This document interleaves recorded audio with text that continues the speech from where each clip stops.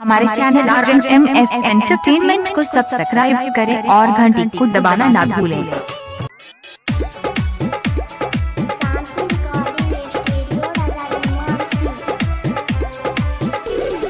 कोमली के प्यार में जियल मुसाफी, कोमली के प्यार में जियल मुसाफी, छेनी से हाथ वाला के तोड़ दल कई दिल।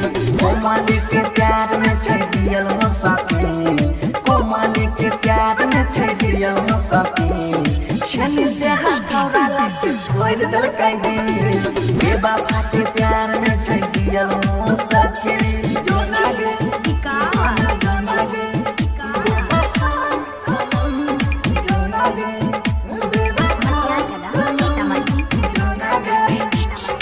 देखहरा जइया के लागै नै छै लाज रे, दोसरा से शादी करे चहल दलकै आज रे।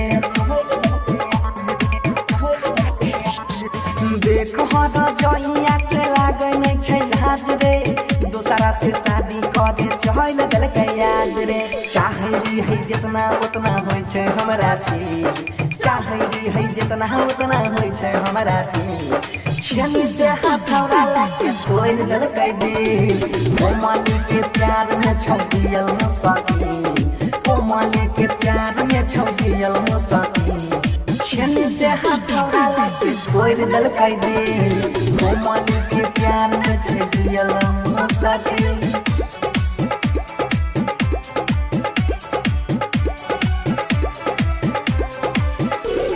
जानो से ज्यादा चाहरी है रे कसम से, छूटते पारान वो कर जुदाई के गम से।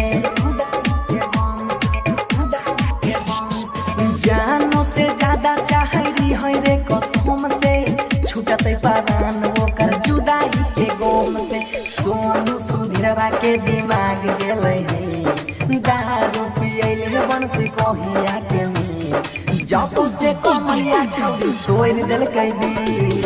बेवफा के प्यार में जियल मुसाफी, बेवफा के प्यार में जियल मुसाफी, छेनी से हाथ वाला के तोड़ दल कई दिल।